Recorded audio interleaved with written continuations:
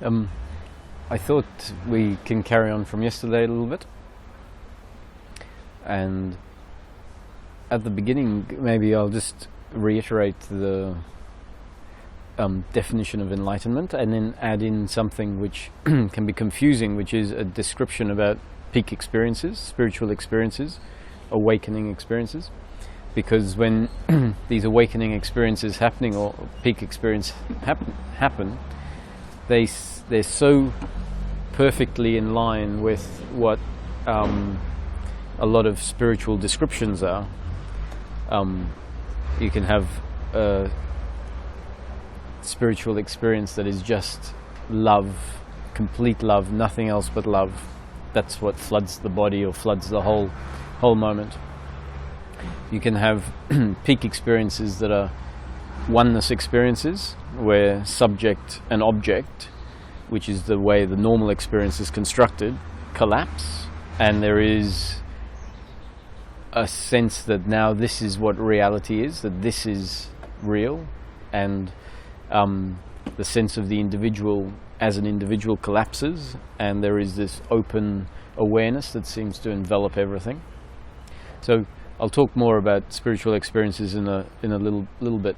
But if we talk about the word enlightenment, going back thousands of years, the subject was known by some people who awakened, and the process became complete, and they felt compelled. It's just something that moves through you, and that knowing is there, that if anyone is interested, to share explanations or descriptions, pointers, guidance. And so going back thousands of years, we can see books that have this information in them, but the language is a bit, it's unique, and it's carried over into this time, but then there are other descriptions using different vocabulary that may clarify a few things. So if we look at the traditional relationship to the word enlightenment, people often look at teachers or gurus who have made a mark in history, and in a way there's this assumption that it can't happen to you or me, that if it does happen, it's going to be something so extraordinary that in fact you won't be considered an ordinary human, because this sort of godly event has happened. And that relationship to the word enlightenment already sets up a little bit of a barrier in spiritual seeking. It sets up an expectation that might not be accurate, and lots of other games that the ego can play with this sort of superiority, inferiority. There can be a desire for it to happen, there can be an expectation that it can't happen because I'm not good enough, all sorts of different things. So let's talk about what Buddha said. Enlightenment is the end of suffering. He made it very clear and simple. He didn't phrase it in a positive frame, but rather in a negative way. It's not the gaining of anything, but the absence of something. And if we get rid of any notion of this spiritual word enlightenment and just ask ourselves practically, what is it that we're looking for in life? What is all this seeking about? And we come up with the answer that actually we've always been looking for happiness. Everyone is looking for happiness. And that word happiness is undefined, and people are trying to find it in their own way. People believe that happiness for one person is different to happiness for another. So one person is seeking happiness through fame or fortune, someone else is seeking it through family and friends, someone else through career and money. And if we look at that, the seeking for happiness seems to be an external seeking, a seeking for happiness through the acquisition of things. Happiness is going to come when I get somewhere. Happiness is something to be found out there. Now, the explanations that have been given throughout time is that actually happiness is never to be found outside, but rather it's coming to know yourself. It's about a movement inwards rather than a movement outwards. And in practical terms, if we say, what is my unhappiness in everyday living, because it's very hard to answer what our happiness is when we don't necessarily have a good experience of it. So if we go from that point of view, what's my happiness? I have to take someone else's explanation of what this happiness is. So if we start looking at it for ourselves and we ask, what is my unhappiness in life? When is it that I feel unhappy? We will find that it's when we feel uncomfortable with ourselves or uncomfortable with the other, and being uncomfortable with the other is actually just an uncomfortableness with oneself, or an uncomfortableness with life, which also is an uncomfortableness with oneself. So we can say that my unhappiness in life is feeling uncomfortable with myself. The sense of feeling uncomfortable with myself can equate to not feeling whole or not feeling complete, and hence there is this automatic assumption that in order to be complete I need to acquire things. But if we stick with the actual experience and don't go to the next stage of assuming what it is that will fix this, we find that it's an uncomfortableness with oneself, which is my unhappiness. And that uncomfortableness we can call suffering, and that suffering we can explain as energies that arise in daily living and in different forms. So suffering arises in the form of guilt and blame, worry, expectation, and pride. And under each of those headings there are different forms of guilt. So there can be insecurity, lack of self-worth, shame, guilt for one's actions that have hurt someone else. Under blame we can have resentment, jealousy, hatred, malice. Under pride it's generally less intense than guilt and blame, but it's based on the same principle, and that principle is that I am the doer of my actions and the other is the doer of their actions. So if we have pride, at some point that pride is going to turn into guilt or blame. But even what seems like a positive feeling of pride is an uncomfortableness with oneself, because it's really not what we are. We aren't the doers. So pride is a form of suffering. And blame, if we go back to blame, blame can be something which seems justifiable in life. If a car stops on a road where it's not meant to stop and we have to slam on the brakes behind this car, naturally we might have these thoughts, what a stupid place to stop. Where did you get your license? Or, that thought process is blame in a subtle form, and then that can become more intense depending on the situation we find ourselves in. If it's a more dramatic situation, then it may not just be light blame, it might turn into heavy hatred. So this unhappiness we have is the arising of suffering in the form of guilt, blame, pride, worry, and expectation. So we can now conclude that our happiness is actually not the acquiring of anything, but finding us in a position where suffering doesn't arise when the flow of life delivers pain, which is what has caused suffering to arise in the past. We can call that happiness, which is the absence of suffering, peace of mind. So really enlightenment is an occurrence that happens that after it has happened means the person no longer experiences suffering when life delivers pain. And that we can call continuous, unbroken peace of mind. So enlightenment is simply happiness for the human, and happiness for the human is continuous, unbroken peace of mind.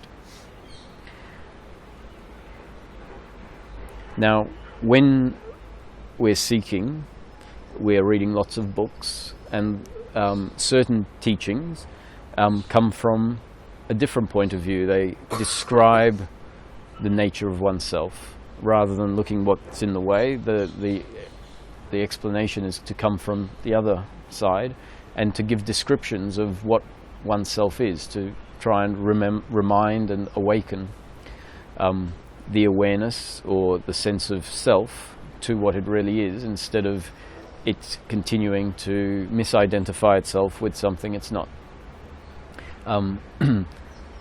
And when those descriptions are given, words such as awareness, consciousness, openness, bliss,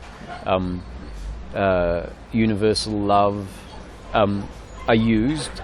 Stillness, brilliance, the brightness of a million suns, and oneness, end of separation. And at some point along the way, we have experiences that we can call mystical experiences or peak experiences. And those experiences, when they happen, tend to be treated as though they're something very, very significant. They are a sign that the spiritual process is working, that understanding is starting to happen. And that's true. It's not problematic to draw that conclusion as long as we don't hang on to it too strongly, hang on to those ideas too strongly.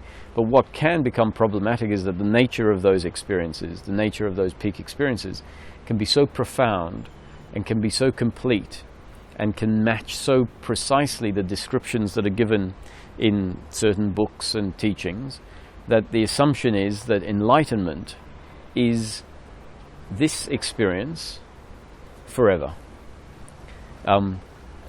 What normally happens is the experience comes, it lasts for a period of time, 5 minutes, 10 minutes, 1 day, 2 days, a month, and then it ends.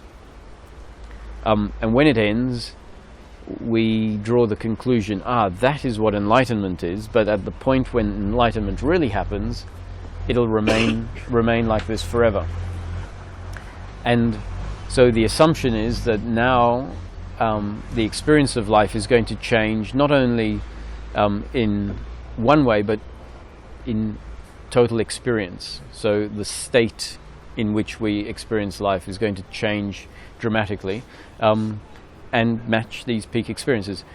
When I went to my teacher, Ramesh, after having a peak experience, and it was a peak experience that was so profound, where the sense of subject-object fell away, the sense of being an individual fell away completely, the sense that all there was consciousness, that everything that arose in the moment was made of consciousness, was recognized by consciousness, that the body was not anything to do with what I was, and the I in that moment was a very impersonal sense of I. It was intertwined with the awareness that everything arose in, and it matched perfectly traditional non-Advaitic descriptions of what the true self is. So it made sense that after the experience, which lasted for about 10 minutes, ended, the conclusion was, that was a free sample of enlightenment, and now my job is to make it come back. And when it comes back, it needs to last forever. So given that this seemed like an extremely significant event, I booked a ticket and went to Mumbai, sat quietly in the Satsang until it seemed appropriate to have a discussion with Ramesh, and I described this experience. And as soon as I finished describing it, and I used the words that I thought were most appropriate to try and convey what had happened, and Ramesh looked at me and he said, "Roger, it's just an experience. Don't worry about it." Now this shocked me a little bit, and so I said, well, actually maybe I didn't describe it correctly, and so I changed some words and represented it to him, and I felt, yes, now I've done a good job, so now he'll understand. And he said, "Roger, it's just an experience. Let it go." And so I thought, okay. And then, so I tried explaining it again, different term. The third time, "Roger, it's just an experience, let it go." So at the end of that, I started questioning. I thought maybe he doesn't know what I've experienced. Like, actually, maybe he hasn't experienced what I've experienced. Maybe his idea of enlightenment is incorrect, is not complete, and that he's talking from a perspective that's not complete. And so I left holding on to that idea, because that is what made most sense to me, because this experience was so profound that I couldn't accept, and matched, this is the important thing, it matched the description so closely that I couldn't accept that this wasn't a sample of what enlightenment was. And so for several weeks and even months, I walked around waiting for this to happen again, trying to recreate it. I would walk the same path that I had walked, and as I got to the same point in the walk, I would sort of hope that as I took the step, it would suddenly happen again. And I realized that wanting it to happen, trying to make it happen, being upset that it hasn't happened, was becoming a whole new set of suffering. And as that suffering got greater and greater, his words came back into my mind. Roger, it's just an experience. Don't worry about it. And I thought, well, actually, have you considered that he could be right? Have you considered that what he's saying is real wisdom coming from an experience of transformation that he's had, and having gone through the same mistakes that I might have gone through? And in that moment, I realized that actually the suffering that was building up here was because I wasn't accepting that it's just an experience, let it go.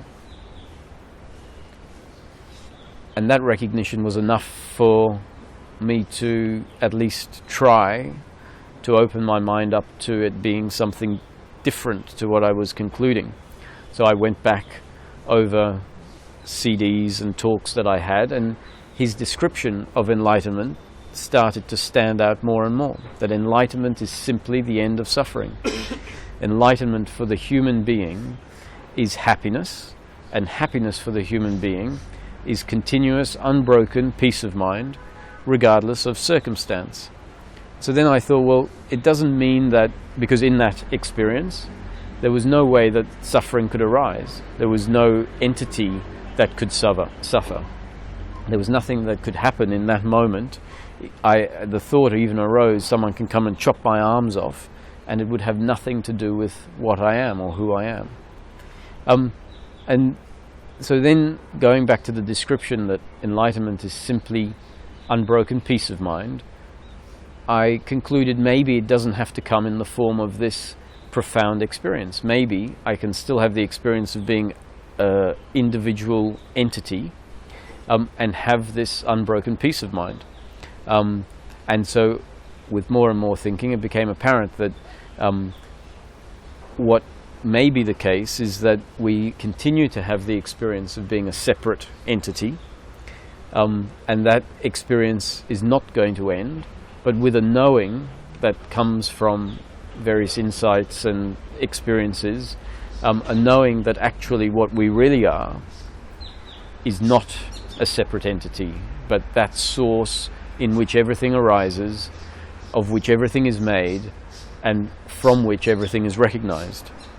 And in the peak experience, that was shown experientially, that the benefit of the experience was not for it to be there forever, but rather for conclusions to be drawn that can then be attributed to daily living. And that is the knowing that what we really are is awareness, what we really are is unaffected by the flow of life, what we really are is not time-bound, not changing, what we really are is something that is constant. But the experience of daily life is going to be one of being a separate individual, sitting in a chair, talking to other individuals, but with the knowing that this is just an appearance, just an illusion, and that when this body dies, or if something happens to this body, it's not really happening to what I really am.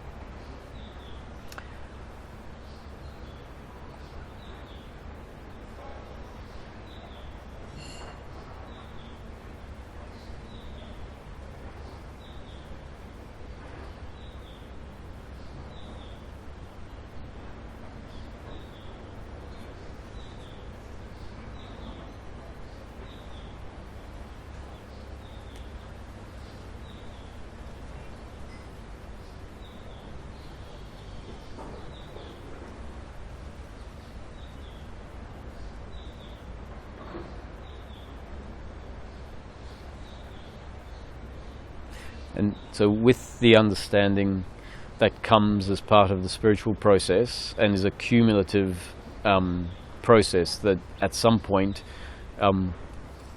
culminates in an understanding that at the time may not even be recognized. It's not an understanding that we can see and say, this is my understanding, I have a total understanding. Actually, we can conclude that we have a total understanding, which is not my understanding, but rather something that has happened in the flow of life because of one's destiny. We conclude that there is a total understanding because we look back over a period of time, 1 month, 6 months, whatever, and we realize actually life has been happening, good things happening, bad things happening, pleasure happening, pain happening. The pleasure was experienced and let go of, the pain was experienced and let go of, and all along suffering hasn't arisen. So it's actually something that we can wake up to in hindsight and say, wow, the understanding must be total because suffering is not arising in the way it used to before. Could it be that this process is actually that simple, that subtle, and not necessarily what we've assumed it to be, where one day lightning is going to strike and bells are going to start ringing, angels come down from heaven, maybe the body dissolve into universal consciousness.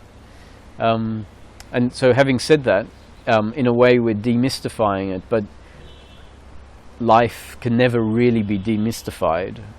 This process can never be demystified because what life is actually totally mystical. So it can never be demystified, but hopefully what we can do is get rid of some of the confusion that arises when we have descriptions or ideas about things that are not necessarily that accurate.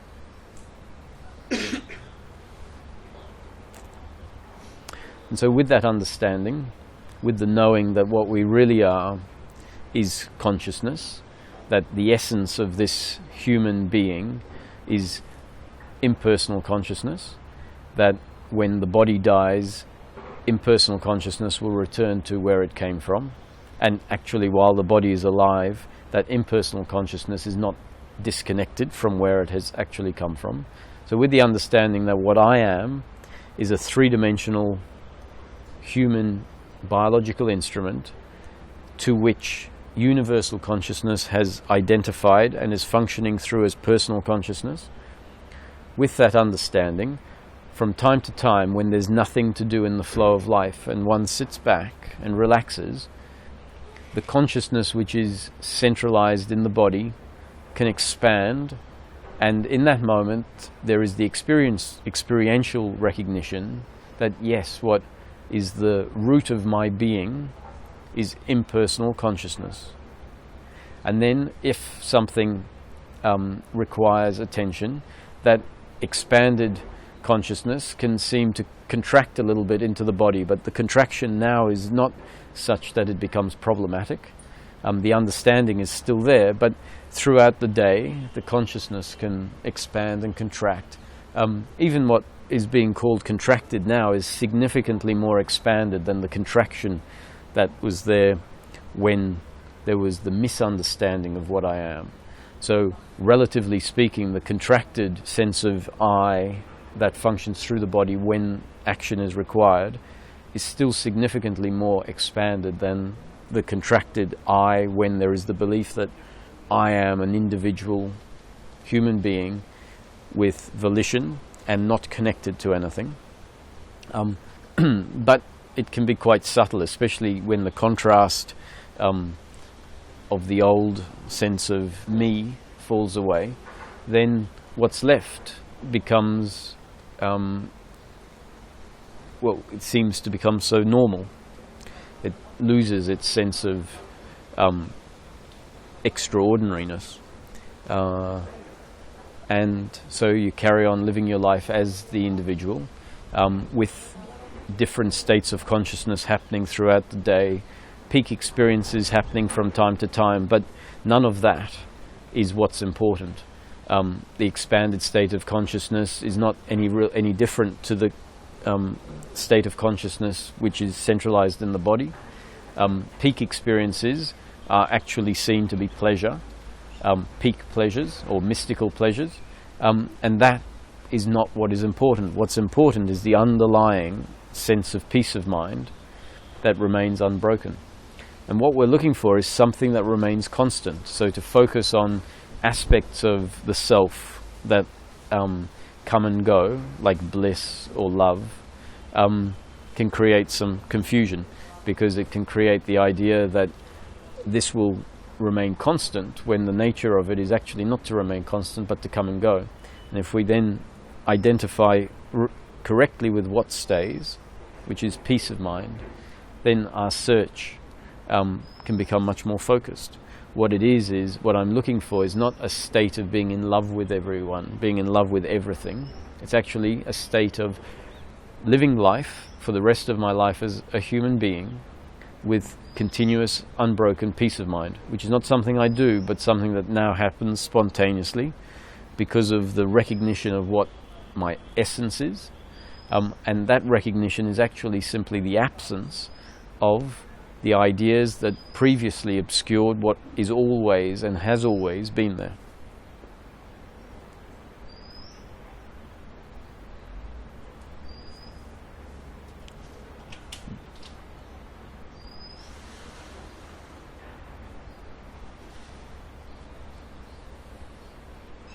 And that's why this is possible.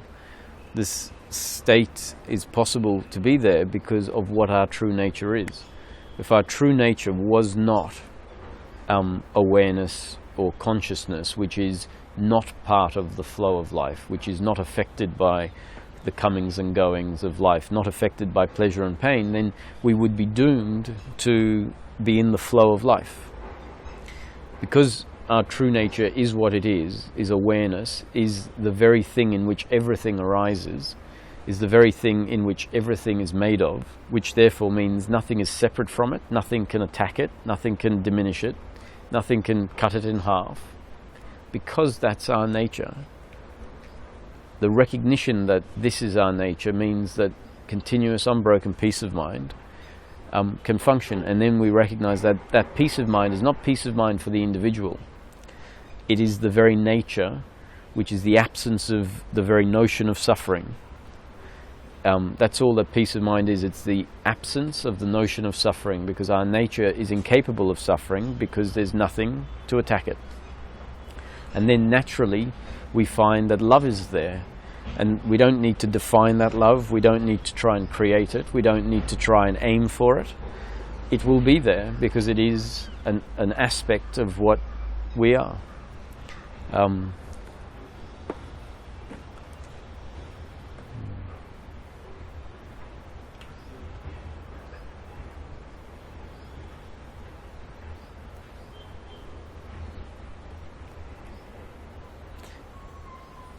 Any questions or comments arise? I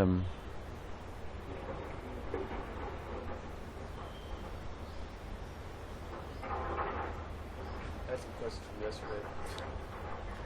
Question? I wrote it down. I don't want to. Anybody has anything with this?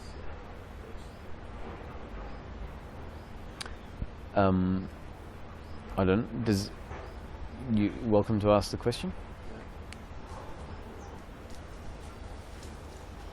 We'll just deal with one to start with, because I did want to go into the description of the dream, because to talk about our true nature as awareness is one thing, and it can seem conceptual also, but I'd like to give an explanation of why what we are is awareness, and then hopefully that framework, that explanation, which becomes the framework from which life is seen as after the changes become complete. That is an explanation, not just conceptually, but an explanation that comes from an experiential perspective, that demonstrates what our true nature actually is. Our true nature is awareness. Yeah, it's true, yeah. No, I'll wait till the end. You sure? Yeah. Okay.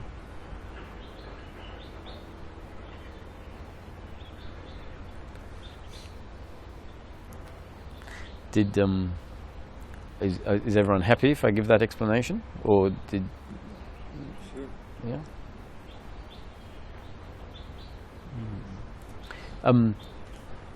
One thing we spoke about previously is the difference between involvement and witnessing. Involvement is what happens when we are convinced that our happiness is to be found in pleasure. And witnessing is what happens when pleasure and pain are seen to be two ends of the spectrum of the flow of life that are inevitably going to come and go. Pleasure sometimes, pain other times, and a continuous falling away of one and the arising of another. And witnessing happens when that is understood and life is allowed to flow without us getting in the way of it, without us resisting what happens. So involvement is being attached to outcomes. Witnessing is being unattached to outcomes.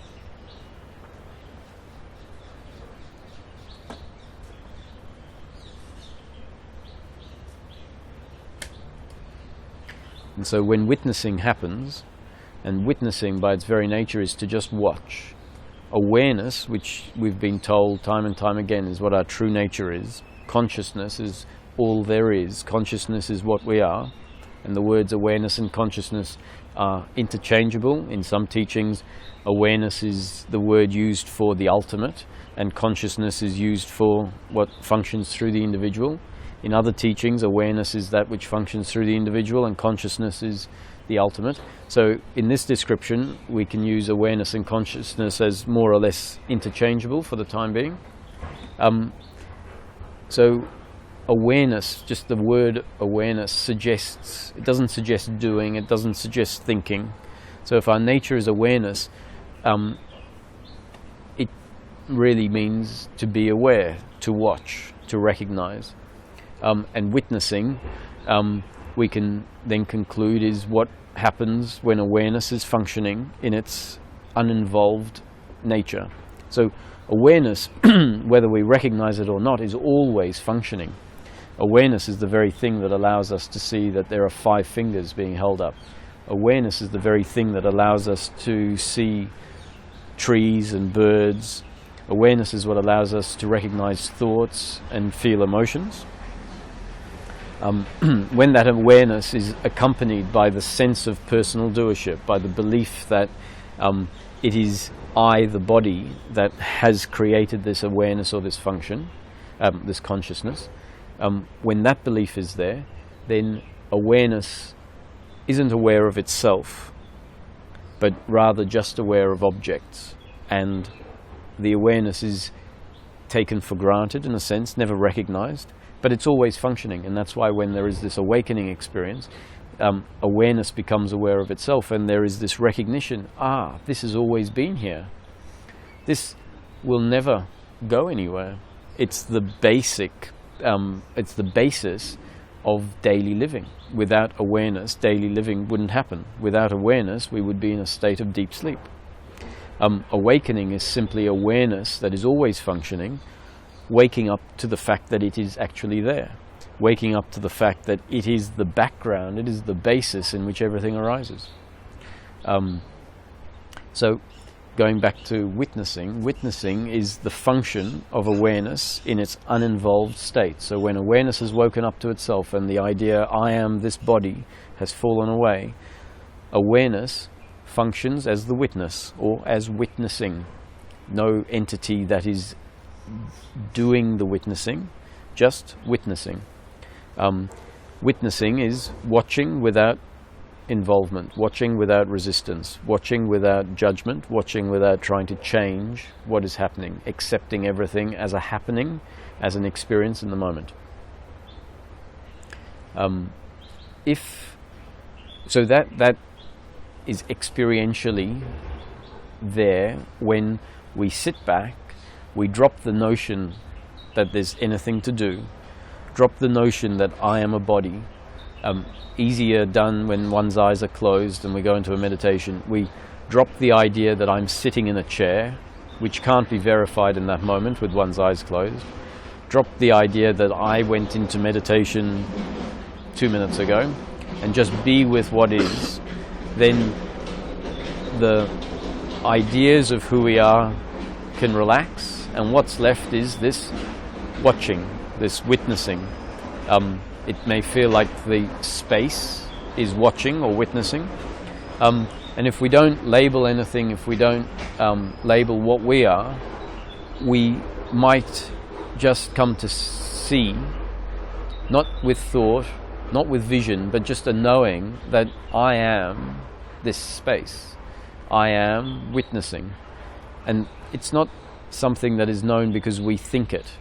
In the absence of all thought, what's left is this space with the sense of I am, the sense of existence, in which everything arises. And if that's our nature, then we don't need to think I am this.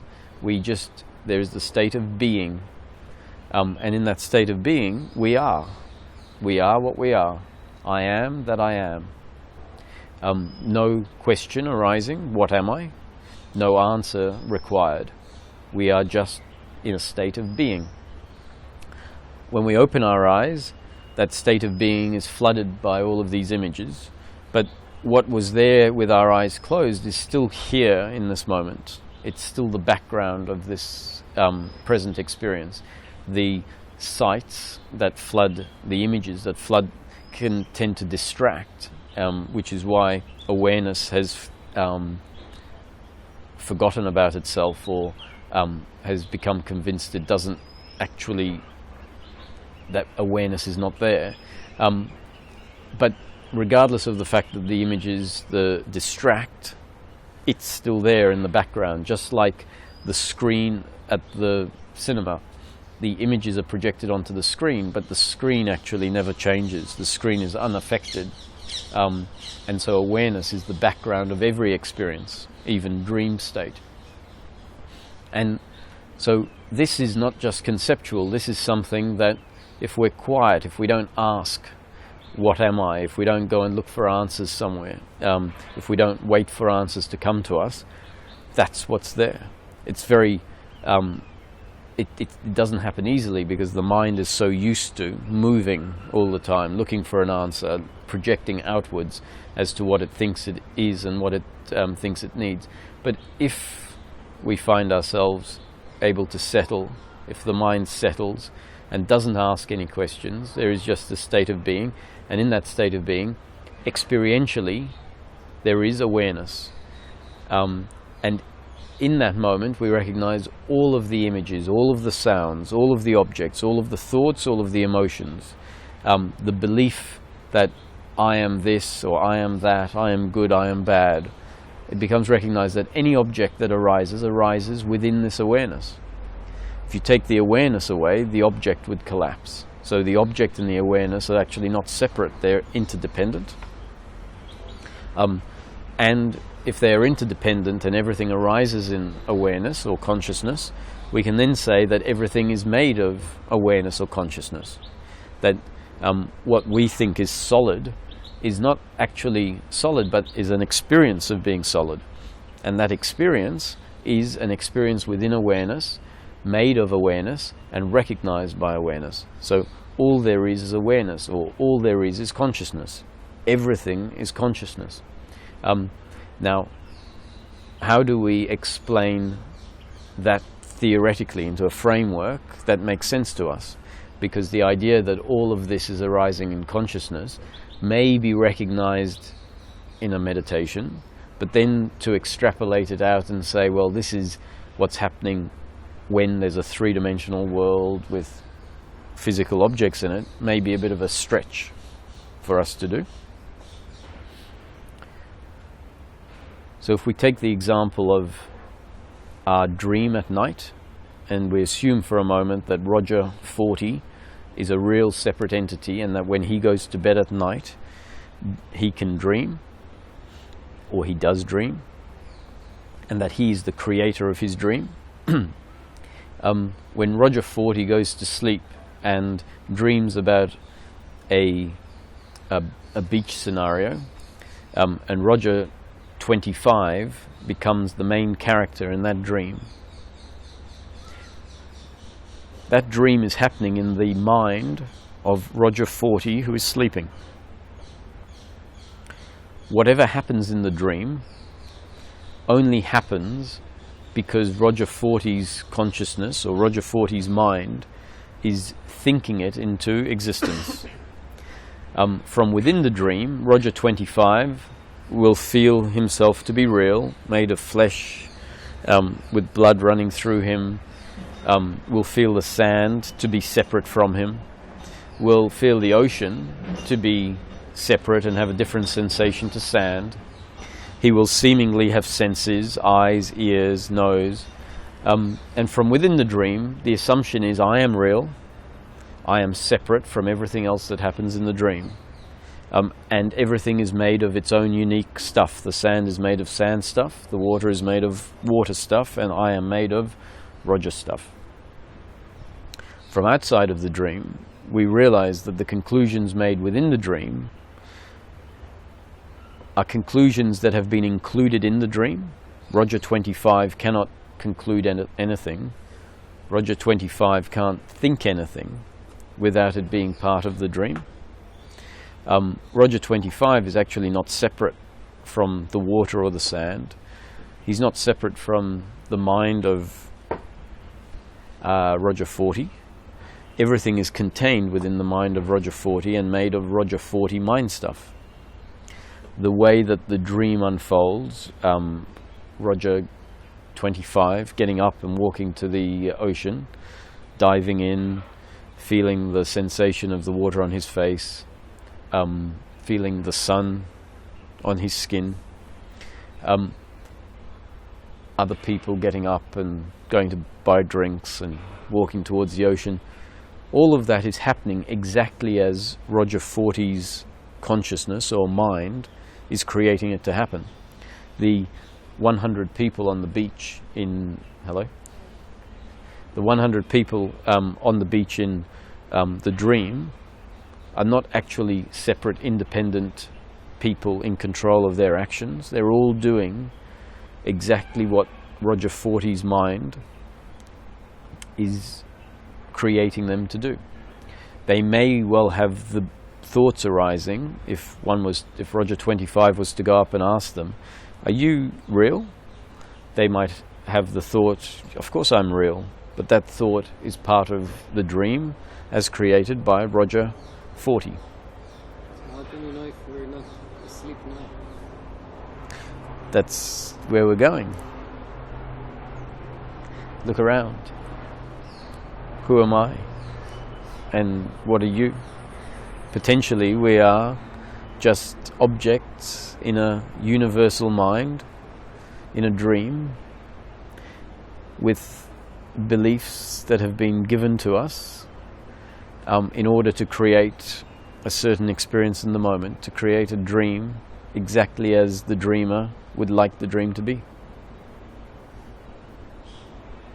So if we consider the notion, and this is what mystics have been telling us for thousands of years, this is what we get to experience for ourselves within certain peak experiences. This is what becomes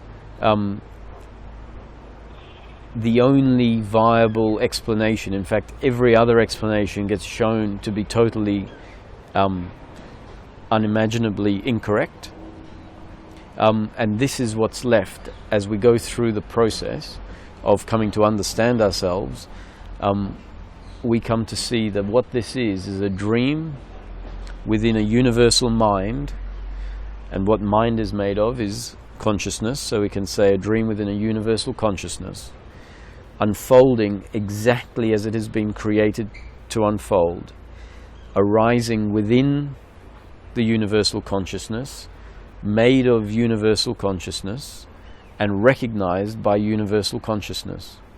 In the dream, the consciousness or awareness that functions through Roger 25 is actually the consciousness of Roger 40, assuming that Roger 40 is a separate, independent being, not part of a dream. But now we come to see, with this explanation, that actually Roger 40 is in himself just an object in a dream. And so when he goes to sleep, it's just a dream within a dream. So Roger 25 is a dream character within another dream. And so we now say that Roger 40 is a dream character, where does the consciousness that is functioning through Roger 40 come from? Where is the consciousness, if sunshine is a character, where is the consciousness that functions through sunshine coming from?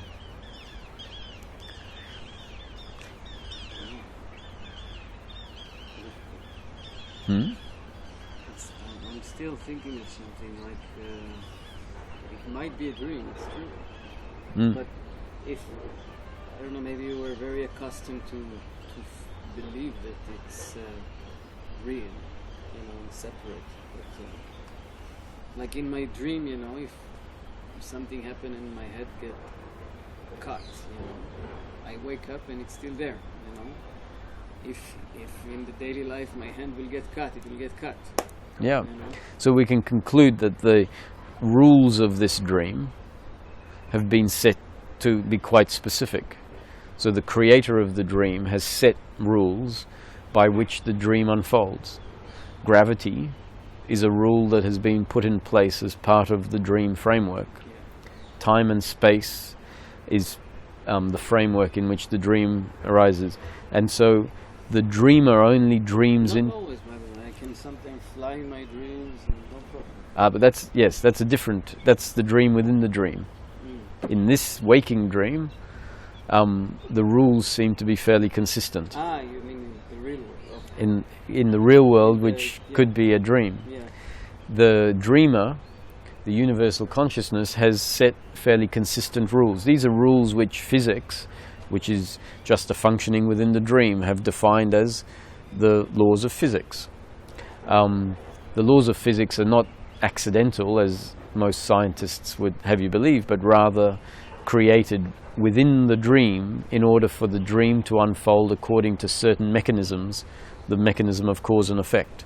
But that mechanism of cause and effect is just an appearance. Actually, what happens moment to moment happens because the dreamer has dreamt it that way. So if this is a dream within a universal consciousness, at any moment an oak tree could appear here, an oak tree that could look like it was 100 years old and wasn't here 1 minute, next minute it appears.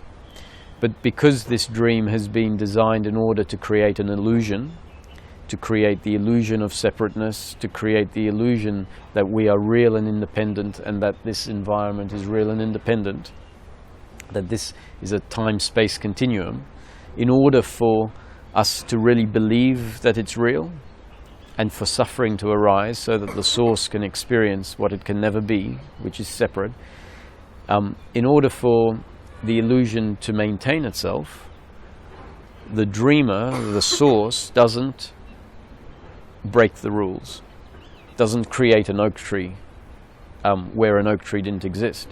Because if it did, we'd have to question whether things were as real as we thought.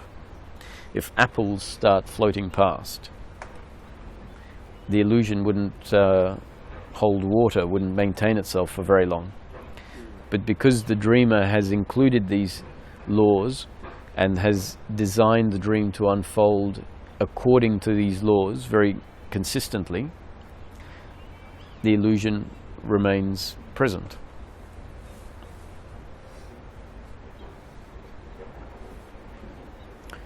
So this consciousness that is functioning through Roger 40 and through sunshine, on the basis that the consciousness functioning through Roger 25 in the dream is actually the consciousness of Roger 40 who is sleeping, then we would say that the consciousness functioning through Roger 40 here is actually the consciousness of the universal mind that is creating the dream. And the consciousness functioning through sunshine is also the consciousness of the universal mind which is creating the dream. So what is functioning through sunshine is not different to what is functioning through Roger. You and I are one in the same consciousness. But as we know, the individual bodies have their own genes and conditioning. They are differentiated from each other with unique genetic code, personality types, different conditioning. And therefore, the expression through each of the body, even though it is the one universal consciousness, the expression is unique through each of the different human beings. But then there is separation. There is identity.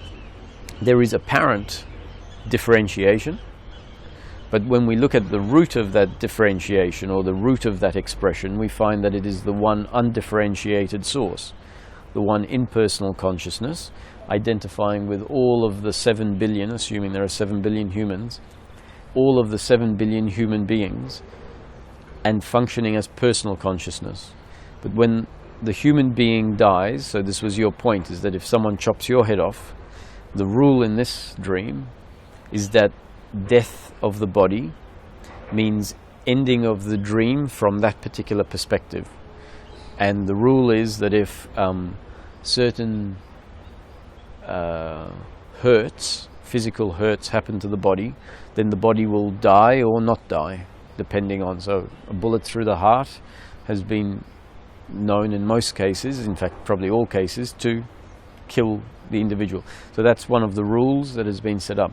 And when that body dies, the consciousness, which is the impersonal consciousness that has linked to it, simply retracts back to where it came from, which it never was separate from. It's like a tentacle coming out of consciousness and identifying with all of the human beings.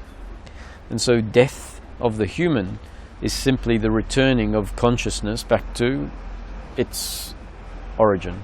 But who set up this word? So Is it only humans? No, animals are the same. Plants? Plants are the same. There is Anything out of it? Is No. anything out of it? No, even so plants don't have consciousness. Plants have prana or life energy. You can say they're alive, but they don't have the capacity to be conscious because they don't have instrumentation. And within this dream, in order for there to be conscious, there needs to be a brain through which the consciousness functions. animals also have brains, they're not conscious. No, animals are conscious. If you hold 5 fingers up, they can see, or if you put food out for your dog, they're conscious or aware of the fact that food has been placed. When we use the word conscious, we can say humans are unconscious, but that often that's a specific use of the word conscious, because in daily living, all humans are always fully conscious. They are aware of whatever is in their field of vision. In the spiritual term, fully conscious means consciousness aware of itself. And so most people on that basis are unconscious. But if we use consciousness in its unconscious means in deep sleep or in sedation. So the word unconscious can be used in different contexts. So a dog is not aware of itself, Conscious. but it is conscious. It's not aware of being self-conscious. The- It's not aware of his being aware. that's right. Yeah. So he's actually unconscious. Well, he's unconscious from the spiritual sense. If you are not aware of your consciousness, in spirituality we say we're unconscious. But actually, if you are unconscious, you're lying on the floor, Yeah. unable to do anything. Yeah. It's too So- many logic. Two different levels, yeah. And so animals have consciousness functioning through them because they are aware of food, they are aware of dangers. But an animal will never wake up to itself because the complexity of the brain is in the dream hasn't been designed in order for them to be self-aware. Humans actually are the only biological instrument in the world that has the capacity, because of the complexity of a human brain, the only animal which is able to be self-aware. But even this word self-awareness, all humans are self-aware. They have the sense that I exist, but self-aware doesn't mean enlightened. So we have self-awareness, and all humans have the feeling I exist. Dogs don't have the capacity to feel I exist. A dog will never say, why did you do this to me? Humans, because of their capacity to be self-aware, are always saying, why did you do this? You shouldn't have done that. So self-awareness causes suffering, Yes. but it's also this capacity of self-awareness which allows humans to become enlightened. And so the power of self-awareness is a sort of dubious gift. It can be troublesome, Yes. or it can be the source of a fantastic realization. Yeah. It's a matter actually of physics in the sense that we are talking here about the brain, like what the brain is capable of, Yep. and what elements in planet Earth have actually this brain, and it happens to be that they're only the human. Only humans, yeah. Just to make it scientific, I mean, Yes. that's what we are talking about. That's But yeah. doesn't mean that all is, how you call it, source or the Source or consciousness. Well, so what we're saying is that the different objects in the world have different capacities of consciousness. So humans have the biggest capacity of consciousness. Then you have animals, and there are different complexities of animals that are conscious of the external world. Then you go to animate objects like plants, but which don't have the capacity of consciousness. And then you have inanimate objects like rocks and mountains. And the question is, are they all made of consciousness? Are they all source?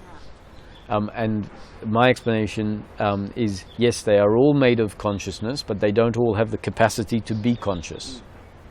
And when they are made of conscious is because you missed the beginning explanation is, no, that's okay, is that this is all a dream, potentially. So this is the framework given in which we can start to look at life differently. And then by looking at it differently and considering, is it all a dream, these shifts in consciousness, these shifts in perspective can happen. And when the shifts in perspective happen, you go, wow, now I think that there's a much bigger chance that it's all a dream. And as we keep looking from these shifting perspectives, then at the end of it, it becomes clear that actually everything is arising in the moment.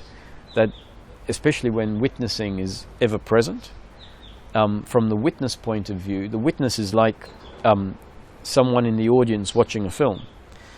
The witness is just watching everything happening. It has, it's very clear that it doesn't create anything that is happening. The witness doesn't first think about what to create and then witness it.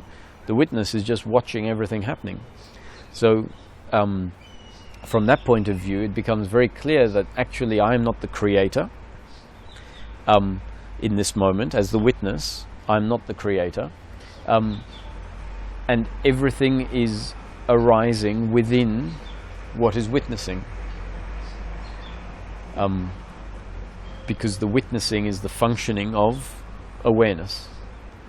And from the point of view of the witness or witnessing, it becomes very clear that nothing is separate from awareness, that everything is contained within awareness, everything is made of awareness, and everything is witnessed or recognized by awareness.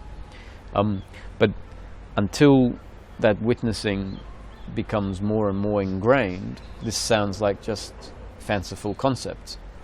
So to give an explanation that we can consider, which is that this is actually a dream happening within a universal consciousness, within a universal mind, just like the dream that you might have when you go to sleep is a dream happening in your mind, and that whatever happens in the dream is created by your mind and is not separate from your mind, is contained within your mind, made of your mind stuff and recognized by your mind. So with the investigation that maybe this is just a bigger dream happening within a universal mind, and the whole universe is arising within this universal mind, and that whatever happens moment to moment, these words are coming out not because Roger is making them, but rather because they are part of the dream, and that your listening is not because you have chosen to be here, but because the way the dream has been written is that you had to be here in this moment.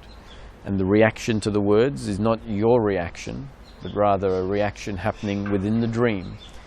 And the whole dream is arising within universal consciousness or universal mind, made by universal mind, and the whole of the dream from the beginning to the end has already been created.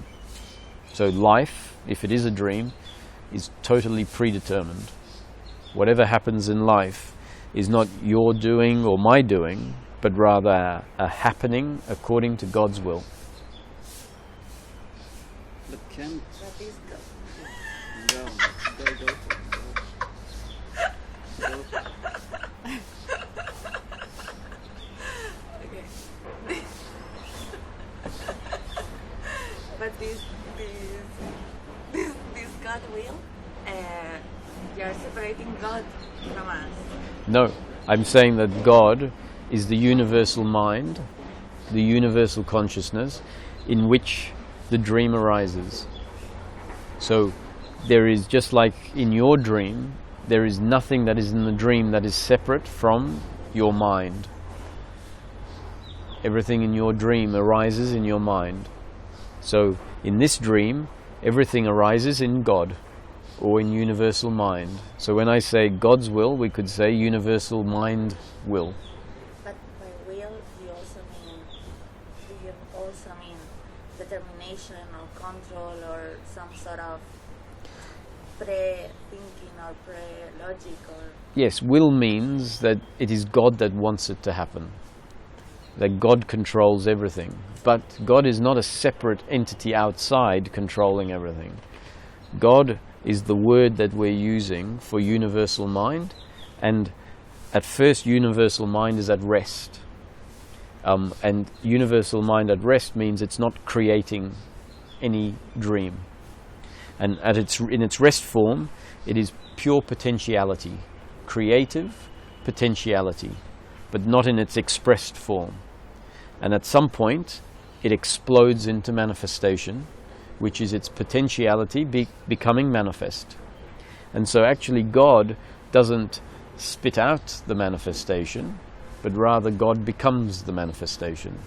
The nothing becomes everything, and the everything contains everything. Everything is made of everything, and everything is watched by everything. So universal mind at rest becomes universal mind in movement. And mind, the nature of mind is consciousness or awareness. So if we change the word universal mind to universal consciousness, then we say everything is made of universal consciousness. Everything arises within universal consciousness. Everything is watched by universal consciousness. You can change it to God. Everything arises within God. Everything is made of God. Everything is watched by God. Whether you use the word absolute, God, consciousness, mind, we need a flexibility to recognize actually these are just words to describe a source. So source is always God, a source of everything. And the source in its most basic form is absolute nothing, pure potentiality, and at some point it explodes into manifestation. Which Well, it's a point prior to time, because time exists within the manifestation, but just for the explanation we will say it is at rest as absolute nothing, and at a point when the mind, when the potential builds up to a point where it explodes into manifestation. It's a point, you could say, when source decides to manifest. It could be random. All of that is outside of the manifestation and not explainable by the laws of time and space as we understand it. But I don't get these words, decide, will. This is what I don't... okay, so from the perspective of you and I within the dream, so from your perspective and my perspective, whatever is happening moment to moment is not my will. I am not creating what happens moment to moment, and you're not creating what happens moment to moment. We go through life believing that actually I am in control and I must make things happen, and you're in control, and you must do good things to me, I must do good things to you. If you do bad things to me, then I hate you.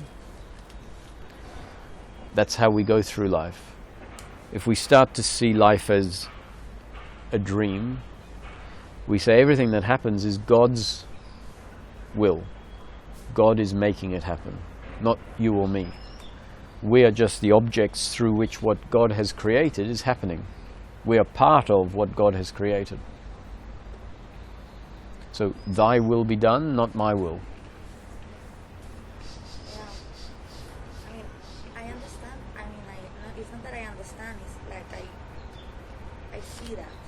Mm-hmm. But if the thing that I don't see is this will thing, you know, because for me, will or decision implies cause and consequence. It implies a predetermined plan, Mm-hmm. and implies a third person actually Yep. making this happen. Okay, I understand what you're saying, because that's because we have definitions of words. So if I, if we say will, what we've always grown up with, will being personal. Like, will means my personal control. But in this case, we're now using the word God's will in relation to this explanation that this manifestation, daily life as it happens, moment to moment, is a dream creation within God. So God has become the creation. So already we're saying there is no separation. There is no God outside. But what we're saying is that from the perspective of you and I within the dream, at first we will say that it's God's will, so we are separate from God, and God is separate from what's happening. As our understanding changes, we come with this explanation and then a viewing of life. We say, actually, there is no separate me from the other, and there is no separate God from me. That everything is a spontaneous happening in the moment, that cause and effect is something that happens within the dream only. It's how the dream has been designed to be experienced and how the dream has been designed to unfold. So the dream has been designed within a framework of time and space.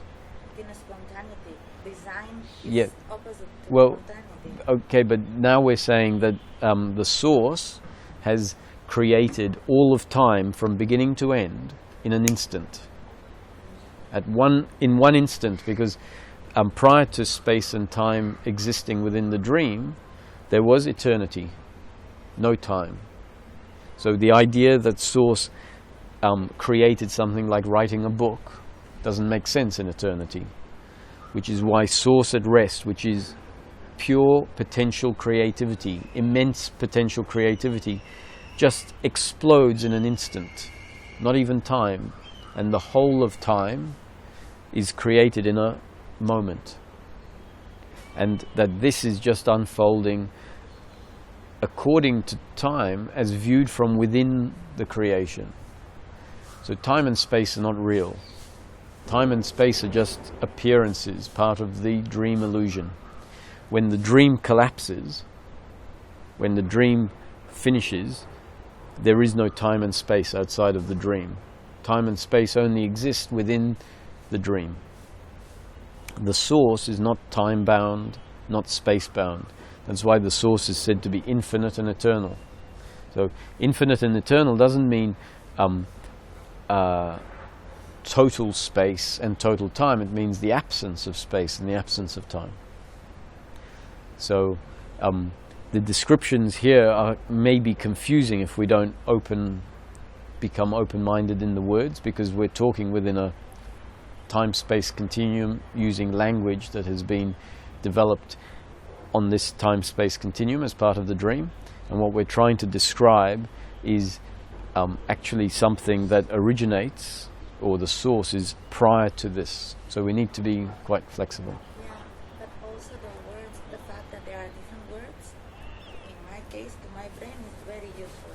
Mm-hmm. Because it points in different ways. Yes. Like, I'm sorry because I am asking for definition of the words, but like for me it's being useful.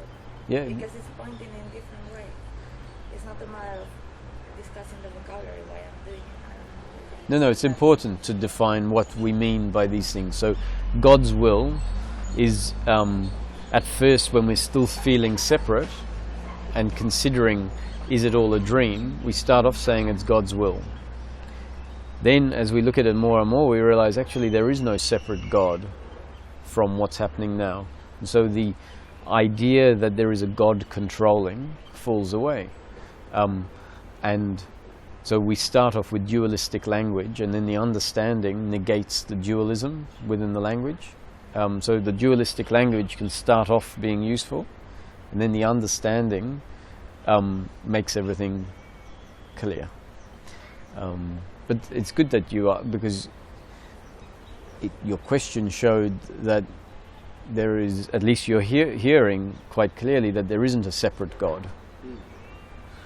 There isn't a God controlling everyone like puppets. It's God has become the manifestation.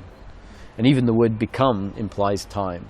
So what we're saying is become, it has exploded from nothing to everything prior to time, and then time exists within that explosion. And because we're saying God is immense creative potentiality, and we can see by what is created that if it was a very simple creation, we'd have to say, well, God isn't that immense. And the words used are omnipresent, omnipotent, for God historically, which means like super powerful, beyond powerful. Omnipotent is beyond powerful. And we can see that this creation is so detailed, so complex, so vast, that God has to be, source has to be immensely creative. And just like Leonardo da Vinci, if he was an absolute creative master, whatever he produces is going to be brilliant because of his nature. And so that's just an analogy. So if we now look at what God has created, we have and say that God has become this. So Leonardo da Vinci really is not separate from what he creates. Within time and space continuum, he's going to create what seems like a separate statue, but actually that statue is Leonardo da Vinci's creative energy. And so God has become this, and because it's so vast and so unimaginably creative, we then conclude that before the manifestation, even the word before implies time, but at rest, God is pure, potential, immense creativity. Whatever he creates is going to be extremely creative. And that's what this illusion of life is a very creative dream. I think that if I am still asking about it, is because there's still a belief in my mind that there is God's will, that there is this thing of cause and consequence, of karma, of dharma. This is still in my but mind. when you look at it, there is cause and effect, right? So I ask a question, you give an answer. You ask a question, I give an answer. We throw a stone at a piece of glass, the glass breaks. You have dominoes, you push one domino and it creates a whole reaction, chain reaction. All of evolution, from the beginning of the Big Bang to now, is an evolution within time, an evolution of cause and effect. So there's no doubting that the dream has been designed for it to appear to be based on cause and effect. So we can't deny that. If we deny that, we're now overlooking the mechanism by which life unfolds. So the mechanism that life unfolds is cause and effect. But actually, if it's a dream, we realize that one moment is all there is. There only ever is this present moment. And there must be a whole lot of different frames, flipping them, images, being projected onto the present moment to create the appearance of time-space continuum, to create the appearance of cause and effect. So actually each moment is spontaneously created and has nothing to do with the previous moment, has nothing to do with the next moment. This is where we come into the present moment without worrying about the past, without expectation. But we recognize that the way the illusion has been created is in order to make it look like there is time, look like cause and effect is real. So the understanding is actually everything is spontaneous. Cause and effect is not ultimately the real cause. Spontaneous creation is the real cause. But spontaneous creation is source, becoming everything. And so from this point of view, we can say that the moment is continually collapsing and recreating, collapsing, recreating, collapsing, recreating. But from within the dream, it doesn't appear like it's collapsing, recreating. So in this moment, you have a memory of having gone to school when you were young. That memory makes it seem like time and space is real. But actually, the memory is just a thought in this moment. You can't verify whether it's true or not. But because the memory is there, it creates the experience that I used to be a little girl. Actually, we don't exist except for in this moment. Anything else is assumption. But it's there because it was designed for that thought, that memory to be there. Memories aren't going to stop being there. So even when we see it's a dream and it's all a spontaneous creation, memories will still be there. But now we'll recognize them for what they are, which is just a thought in the moment in order to make the dream appear a certain way. But we won't necessarily relate to them as though they are absolutely real.